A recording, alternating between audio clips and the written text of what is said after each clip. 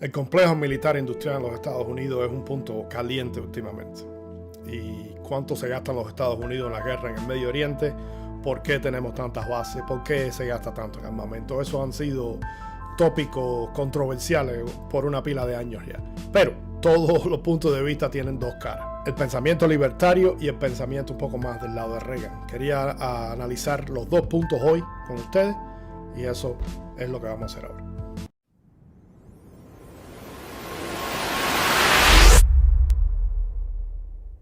El 15 de agosto de 1945, miles de americanos salieron a las calles a celebrar. Desde que lo último de la amenaza nazi fue derrotado unos meses antes en Berlín, los Estados Unidos acababan de conocer que el último mayor enemigo, Japón, se había rendido. Con la declaración del presidente Truman, que aceptaba la rendición de Japón, la Segunda Guerra Mundial terminó. But believe me, the celebration that is going on dwarfs any New Year's Eve surging.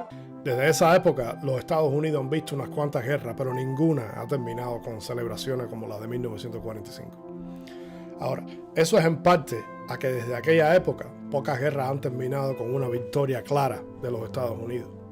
La verdadera razón es que últimamente las guerras de Estados Unidos parecen no terminar nunca.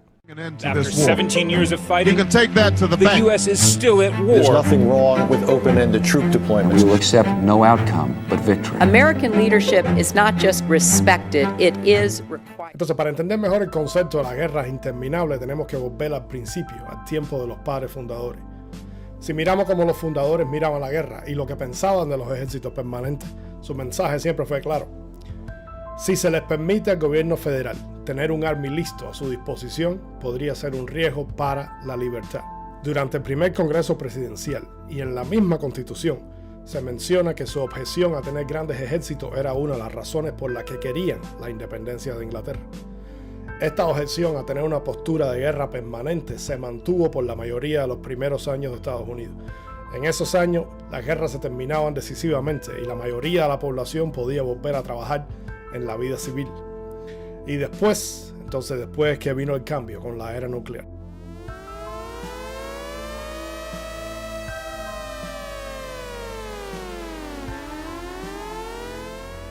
Los americanos estaban acostumbrados a vivir una vida tranquila y en seguridad, y de pronto se empezaron a sentir vulnerables con la era nuclear. El presidente Eisenhower ahora estaba muy preocupado con lo que podía venir y dio un discurso que cambió el futuro de los Estados Unidos. We have been compelled to create a permanent armaments industry of vast proportions. We must guard against the acquisition of unwarranted influence by the military-industrial complex. En 1961 ya la Guerra Fría tenía 10 años y la duración de un estado de guerra permanente, similar a lo que habían alertado los padres fundadores, era una realidad. Esta alerta constante propició el fortalecimiento de tres grupos, los cuales tenían motivaciones financieras para mantener a América en un estado de guerra constante. El primero es un grupo pequeño de compañías que dependen completamente de la fabricación de armamento. Estas factorías de armas son como cualquier otra empresa y quieren ganancias, que en este caso solo se pueden mantener con un país en guerra. El segundo es el Congreso.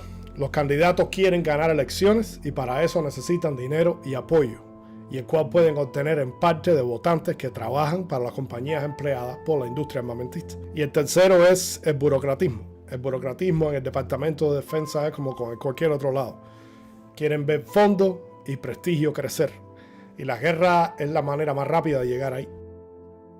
El miedo de Eisenhower era que mantener un estado de guerra permanente iba a crear un ciclo adictivo entre los tres grupos. The potential for the disastrous rise of misplaced power exists and will persist. We must never let the weight of this combination endanger our liberties or democratic processes. En el 2012, the US Army tuvo que decirle al Congreso, gracias, pero no necesitamos más tanques por ahora. El Pentágono no los quería y el Army no los necesitaba, pero el Congreso los quería comprar de todas formas. Ahí se ve columna tras columna de tanques M1, más de 2.000, con un precio de 3 billones que tenían que pagar los taxpayers. El general Odierno, que era el Chief of Staff en aquel momento, testificó en el Congreso, ni necesitamos ni queremos esos tanques. A lo cual el Congreso le respondió, sí, te entendemos lo que nos está diciendo, pero lo vamos a comprar de todas formas. Entonces, en ese momento se abrieron muchas preguntas. ¿Esta compra relacionada a la seguridad nacional o a la seguridad de posición de algunos congresistas? Este tipo de derroche es común, pero no es ni siquiera lo más preocupante del complejo industrial armamentista. Los padres fundadores habían hecho específicamente difícil el proceso de ir a la guerra y querían permitir un debate público para determinar si la guerra era necesaria o no. Cuando Estados Unidos no vivía un estado de guerra constante, cada vez que Estados Unidos tenía que ir a la guerra, el pueblo de los Estados Unidos tenía que estar convencido y estar de acuerdo. Desde los 80 ya el mecanismo existía, entonces el presidente ya no tenía que convencer al pueblo. The battle has been joined. Leave Kuwait or be driven Today, out. our armed forces joined our NATO allies in airstrikes against. A principios de los 90 la Guerra Fría habría terminado y muchos pensaron que los Estados Unidos podría finalmente volver a los niveles de antes, pero no fue así.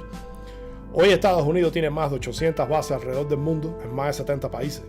Los años después de la Guerra Fría hicieron evidente que las alertas de Eisenhower eran reales y que la influencia del complejo industrial militar había llegado para quedarse, aunque no tuviéramos un enemigo activo. On my orders, the United States military has begun strikes in Afghanistan. War has come to Iraq for the third time in a quarter of a century. We're going to war with Iraq. Why? I guess if the only tool you have is a hammer, every problem has to look like a nail. Después del 9/11, el gasto militar subió exponencialmente y cuando el enfoque cambió de solo ganar la guerra a construir naciones enteras, el gasto y el costo de los taxpayers subió a los niveles de la Segunda Guerra Mundial. Y al pueblo se le prometió que esto no era la normalidad. We are leaving in 2014. Period. By the end of next year, our war in Afghanistan will be over. The president will soon announce a major shift. Fewer troops will be coming home from Afghanistan than originally planned. Great nations do not fight endless wars. But you want to keep troops there now. When it was chosen, well, we spent a fortune on building this incredible base. We might as well keep it. Y esa fue la versión libertaria, vamos a decirlo así, de los últimos 60, 80 años relacionado a la guerra, a la industria armamentista.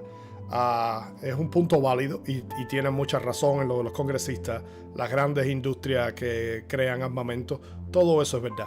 Los militares y el burocratismo, de la única manera que se puede subir en rango rápidamente es con una guerra. Ahora, también todas las monedas tienen dos caras, esa es una cara. Ahora quiero compartir con ustedes la otra cara de la moneda, que era un poco más la visión de Reagan. Una de las pocas responsabilidades del gobierno federal ordenadas en la Constitución de los Estados Unidos es proveer la defensa común. La misión principal del ejército estadounidense es proteger y defender a la nación. Esto significa disuadir a los agresores potenciales y, si la disuasión falla, luchar y ganar guerras. Cualquier consideración del papel de los militares y la política de defensa estadounidense debe comenzar con ese principio fundamental. Sin embargo, la necesidad de un ejército fuerte comienza con la misión de luchar y ganar guerras, pero no termina ahí. Como dijo Roosevelt, los líderes estadounidenses han apreciado durante mucho tiempo un ejército formidable que puede producir abundantes dividendos diplomáticos y económicos, incluso cuando no se ejerce en tiempo de guerra. La capacidad militar de los Estados Unidos apoyó el ascenso de nuestra nación a la libertad mundial durante el siglo pasado, pero esto a menudo se debió a la mayor influencia y credibilidad producida por esta capacidad en lugar del uso manifiesto de la fuerza. En el camino se desarrolló una tradición estadounidense que integró la fuerza militar con la perspicacia diplomática, el crecimiento económico y la influencia internacional.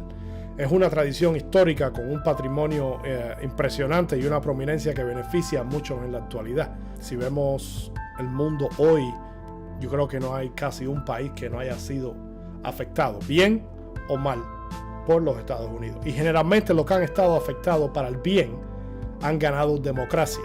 Y los que han estado afectados, que ellos pueden decir, bueno, eso no nos hizo mucho bien, generalmente había una tiranía, una autocracia. Un ejército bien equipado mejora nuestra capacidad de influencia en todos los demás elementos del poder nacional, en la economía, en la diplomacia, en las alianzas y en la credibilidad y la influencia en el mundo. Por el contrario, un ejército débil, con recursos insuficientes, amenaza con disminuir nuestro poder internacional en todas las dimensiones. El ejército fuerte y activo es indispensable para una América pacífica, exitosa y libre, incluso si nunca se dispara un tiro. Los éxitos diplomáticos en la construcción de la democracia y que logró que los Estados Unidos durante el siglo pasado haya sido un líder mundial se debe gracias al dominio militar. Por el contrario, los recortes presupuestarios de defensa, como los que propuso y los que hizo Obama y el aumento potencial de competidores como China, Rusia, Irán, Corea, Venezuela han socavado la influencia diplomática y económica. La economía de Estados Unidos es líder en el mundo gracias en gran medida a la libre empresa y al crecimiento liderado por el sector privado. Las innovaciones en la tecnología de defensa a veces tienen implicaciones civiles muy beneficiosas. Por ejemplo, en los últimos 75 años, la mayor cantidad de innovaciones tecnológicas se han originado con proyectos de defensa. Por ejemplo, la energía nuclear, los aviones jets, el internet, los GPS y los drones. No tendríamos nada de eso si no hubiera sido por la carrera armamentista. Entonces, ahora vamos más específico a lo que dijo Reagan. Reagan tenía un dicho famoso que era paz a través de la fuerza. Trump también era un seguidor de esa doctrina, que un ejército fuerte puede ser efectivo sin ser desplegado en una acción hostil, que la adquisición de armas puede ser inversamente proporcional a su uso, que la fuerza militar paga dividendos diplomáticos y que la preparación para la guerra permite la preservación de la paz. El pensamiento de Reagan era, y esto se lo voy a leer rapidito, la paz no era simplemente la ausencia de guerra. En cambio, fue concebido como un mundo hospitalario para la sociedad estadounidense y sus ideales democráticos liberales en el que Estados Unidos y sus aliados estaban libres de la amenaza de una guerra nuclear y tenían acceso a recursos vitales como el petróleo, el transporte, las comunicaciones y las rutas de comercio. Reagan creía que esa paz dependía de la fuerza estadounidense, que vendría de la reconstrucción del poderío económico y militar de la nación.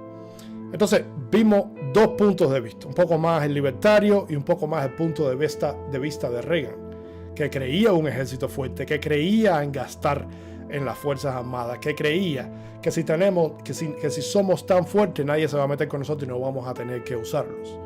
Ahora, eso funciona con un presidente como Reagan, eso funciona con ciertos elementos, pero también puede ser mal usado por otros. Yo no le voy a decir qué pensar, les compartí estos dos puntos de vista. Uno que quiere un ejército chiquito, pequeño, y otro que cree en la fuerza, porque la fuerza es lo que mantiene la paz. Entonces los dejo a ustedes que saquen sus propias conclusiones. Gracias y eso era todo. Chao.